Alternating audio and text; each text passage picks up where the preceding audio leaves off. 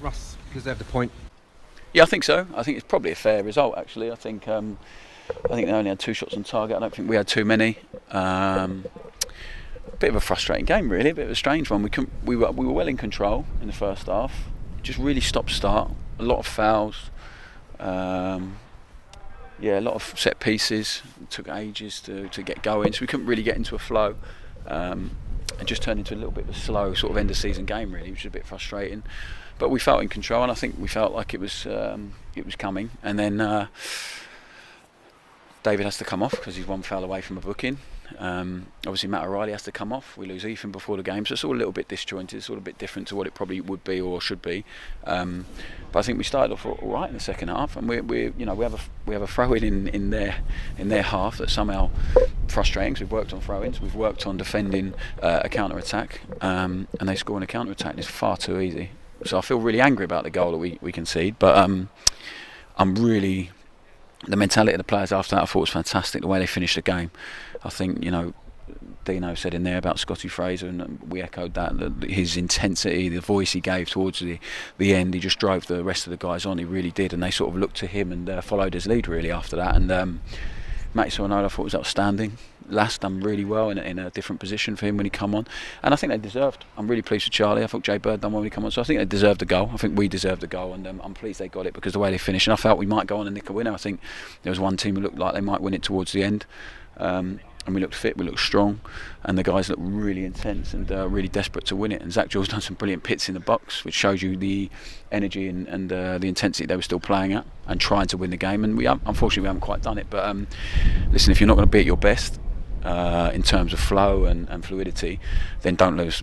And we've become really, really hard to beat, I think, or to even score against. I think it's the first goal we conceded in 4 games. We've had 6 clean sheets in 8 or 9 or whatever it is. So I'm really pleased with the way we finished, and I'm pleased with the mentality of the group. And just I'll be a bit angry about the goal until Tuesday or Wednesday when we're back together.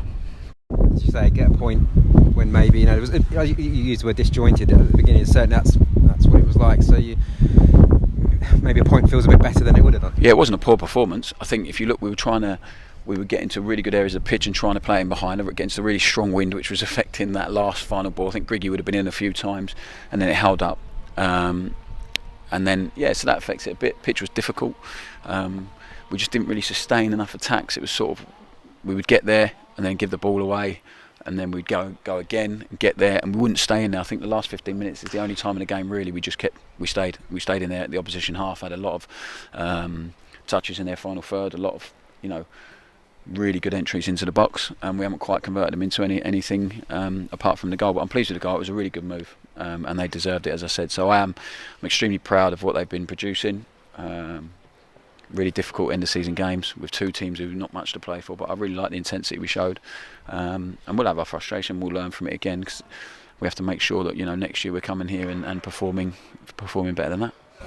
So not much to play for. There was a few niggles though, and a few little challenges. Yeah, that was the kind of game it turned into, really. And the guys I thought dealt with it really well. I thought they coped with it really well. I think we're probably the most fouled team in the league by some way, or it certainly feels that way. But it is what it is. And frustrating. Davies' tackle was probably one of the better ones, and he got booked for it. He took the ball. I thought it was a great tackle, and he gets booked for it. And there was lots that went unpunished. But it is what it is. I think the referee's great. I think he's one of the best ones at this level for sure. That's why he spends a lot of time in the Championship. But today just had that sort of feel to it. It was just, and they done it really well. They broke it up really well, made it difficult. They slowed it down whenever they could.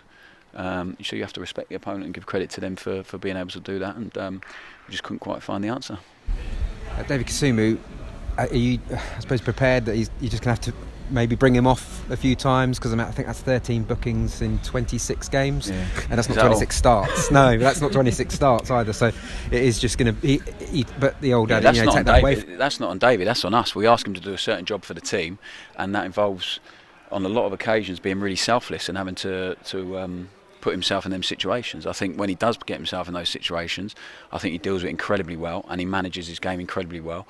But they were really desperate to get him off the pitch, and they were, every contact he made, they were screaming for, which is you're going to do that. That's part of the game. It's gamesmanship, and once the referee says he's got one more, it puts us in a really tough position. So I didn't want to take him off. He's been great. You know, I love Dave's tenacity, his attitude. He's just a brilliant player to work with, person to work with, and he understood. He'll be disappointed he understood, but it's up to him now to finish the season really strong next week, because he'll be straight back in the team, and hopefully can avoid a booking as early as that again. It was a hugely mature interview that he gave recently with Zach Jules as well, was from David Kasumu. It's, obviously with the social media blackout, I mean, it's an awful topic to even have to raise, isn't it, racism in football, but it's good to see that all these clubs are doing their part. Yeah, I thought they were incredible. I watched it when the guys edited it and put together. So proud of both of them, for not just for coming out and speaking, but the way they spoke about it. So honest. You know, it made us as a group of staff emotional watching it. The stuff they've been through, there's no doubt about it. It's not right, but continues to happen. And there has to be something that follows this, because we've been kneeling for a season. Nothing's changed really. You see it on the social media. You see it. It's relentless, and it's just ridiculous. You know, we're all human beings. They're football players doing their very best for the football club and giving everything they've got to us as a club and to the game, which they've sacrificed so much since being really young kids, when they had a dream and they've reached it. But for anyone, football players, any human being, to be discriminated against for their race it's outrageous, and it's outrageous it still goes on. I haven't got a solution. I think people are still trying to, but they're not trying hard enough to find the solution. That's the problem. And as Zach said a few times on it, you know, it's about education.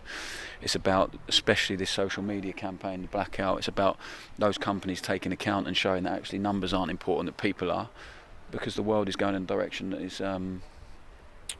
is without getting political, it's putting money first, it's putting numbers first, it's putting stats first. And we're forgetting what's the most important thing, especially during a period where for 18 months people haven't seen their families. The world's changed, life has changed for them, and people need each other more than ever. And guys are still having to deal with it all the time. So I'm so proud of them. I'm proud of the club for doing it, for Liam Sweeting, for Ant and Cal putting it together. Incredible. And we haven't done it as a token gesture. We're going to really follow up and work hard to make sure we look at ourselves constantly.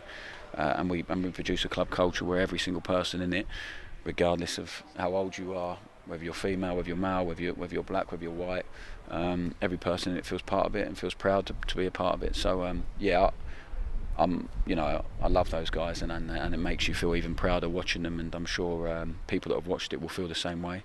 And I'm sure their families especially would have watched it and felt incredibly proud. And hopefully a few people have been challenged by it, and they can, question themselves, because there's a lot of unconscious bias about people not even aware of. So it's about really scraping the surface and challenging yourself on things, and hopefully we'll get some change. And hopefully this social media campaign probes the social media.